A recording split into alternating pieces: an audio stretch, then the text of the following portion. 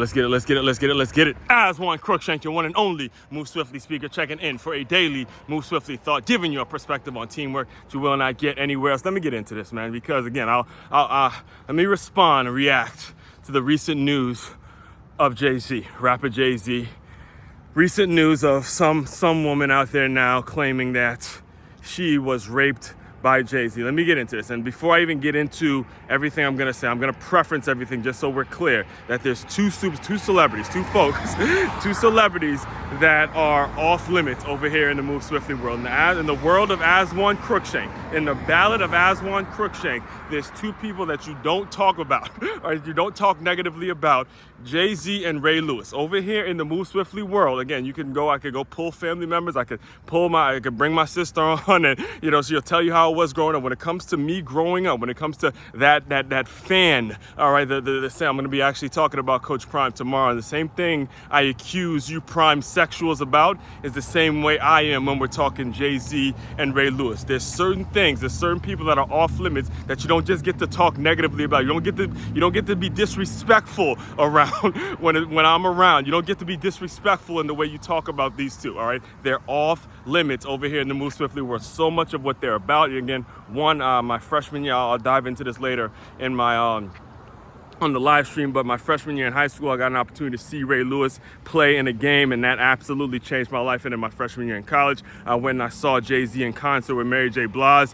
Again, rough times, and I was able to see these two celebrities to the point where now they have a certain untouchable feeling over here when it comes to me. They don't do wrong. They don't do anything. Again, I don't know them personally. They're one of those celebrities to where if I actually met them in person, I don't even think I would want to meet them in person because of how much they've affected me, how much they have helped me create ambition within me and do a lot of the work I'm doing now is because of how much I actually idolize those two. All right, so I'm gonna like I said, I got a preference by saying that when I'm reacting to these recent allegations by this woman who has come out now. Let's just, all that being said, let's just be 100% honest when it comes to these allegations, all right? So for those of you, if you've been living under a rock, Jay-Z has recently been accused of raping a 25 years ago, in year 2000, some woman has come out and said they added him to a lawsuit that was filed against Diddy. So they all of a sudden add his name to it and say, oh, Jay-Z was involved with holding me down and raping me after a party in the VMAs and when I was 13 years old. Okay, so let's just be 100% honest, all right? Forget about how big of a fan I am of the actual rapper in itself, all right? Forget about my celebrity, the fan in me, how big of a fan I am when it comes to Jay-Z. And let's just be 100% honest. The math is not mathing on this.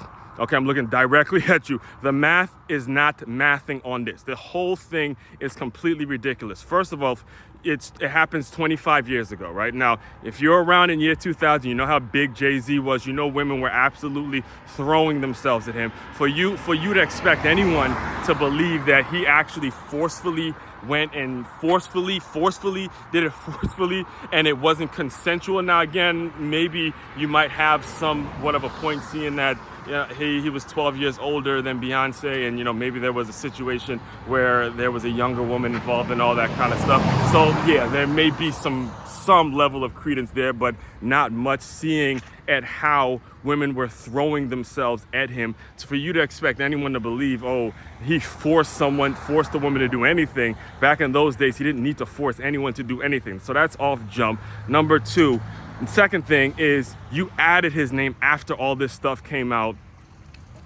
with Diddy. Now you're gonna add his name. Next thing that's completely way far left is the fact that you filed now as a Jane Doe. You don't want to put your name out there. No, nah. Kiss my, listen, I'm working on my swearing. I'm working on my swearing, but kiss my ass with that shit. All right. You don't want to put your name out there, even though it's 25 years ago, and now what happened when you're 13, which means you're a little in your 30s now, or late 30s now. You don't get to just hide behind it and say, I'm just going to file as a Jane Doe and not put my name out there. And then the final thing, and this actually, so I was a fan, again, I'm a super fan of Jay-Z before this come out. Now I've become an even bigger fan of him because he came out and responded. He implored, but go read the statement, go read everything that Jay-Z put out there, in his statement, he said, I implore you to file the criminal suit. Go ahead and file it. He goes out and says and dares her. He's like, it's almost like when you're in a fight and somebody's coming at you, and you just standing there like, what's up? Come at me, bro. Come at me. Come at me, bro. Come at me, bro. He says, I implore you. I implore your ass to go file a criminal suit. And then he further he doubles down on that by saying everything that she's accusing me of, you would think that the person should be in jail. Don't you agree? Those were his words specifically, and he implored the woman to go file a criminal suit and dare you. I dare. That's daring a person. And he's, again, this is a celebrity. This is a guy that's known all around the world, a global celebrity, an icon at this point. And he went and responded directly. Didn't hide behind lawyers. Didn't hide behind anybody. And he absolutely said, okay, go and do it. Go ahead and file the criminal suit and see what happens. So who, and this is where we're in now, because we're talking about a celebrity. It's the court of public opinion.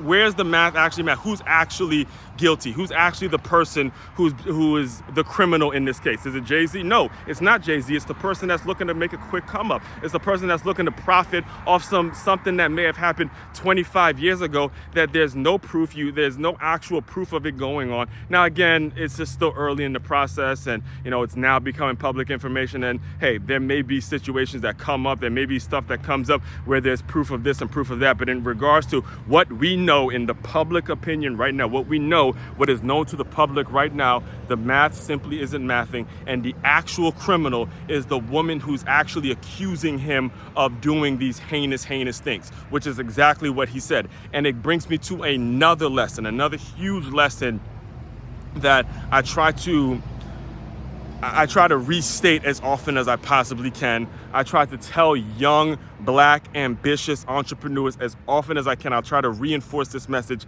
every single opportunity I get, is you gotta watch these hoes, man. You gotta watch these skanks out there. Go back and watch the movie, go rewatch the movie Love and Basketball, when Quincy McCall was, he was finding out, or he was with his mom and he was finding out about what his dad was doing. And, Quincy McCall goes to a mom, he tells his mom, Quincy McCall was played by Omar S., by the way, and he goes, look, ma, how many times you done told me to watch these skanks out here? And I'm telling you the same thing. Go watch these damn skanks. Watch these hoes. And I'll close you guys out with this story, because just everything I've been hearing, it reminded me of a time when I was actually in college. Now, I've been through something similar, obviously, in a much smaller scale. Wasn't on the public level or whatever, but I prevented a problem like this from actually happening. So it happened when I was in college. It was when I was at Stony Brook. This was my senior year. I was already in my last semester, my senior year. I was already on my way. Actually, no, I think it was the first semester before I actually graduated, right?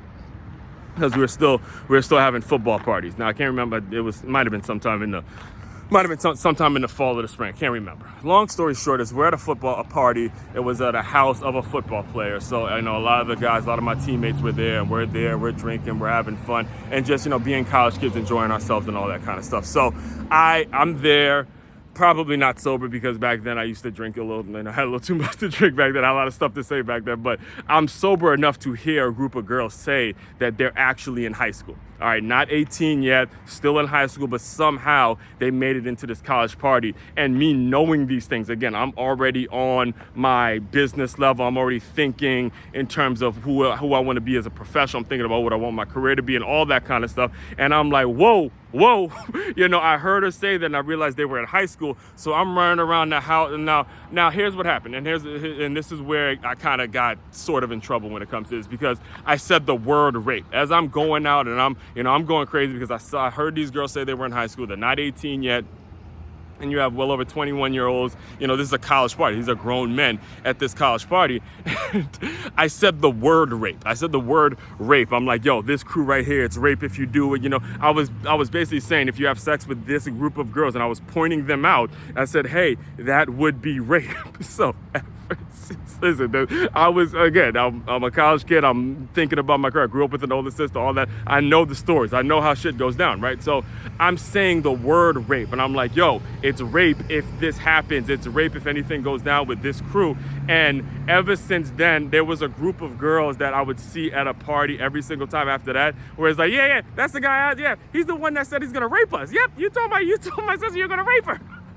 So, for the longest, like, I had this reputation of, okay, that amongst this group of girls, okay, that's the guy who said he was gonna rape so and so. When it's like, when you hear the full context, I said the word rape, and I was actually calling out certain women who are certain little girls who are at this party who are getting caught up and shouldn't be in situations that they know for damn well that they should not be in.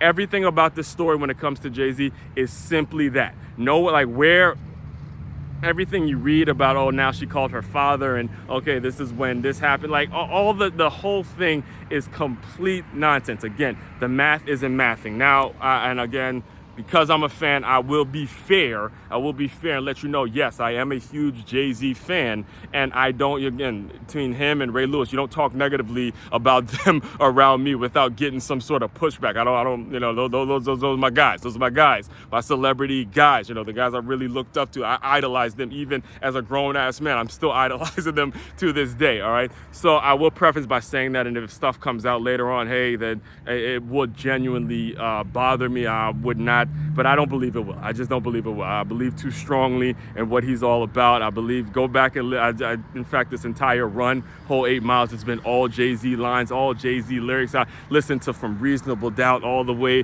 to the latest one he did with Beyonce. It's just so much that he has taught me indirectly with the lyrics and with the rhymes and with the business. Like, nah, you ain't coming at Jay-Z like that, dog. Nah, hell no. All right, so all that being said, like I said, I'll dive a little more into it on the live stream. Today is Wednesday, so tap in with me on the live stream. I'll be on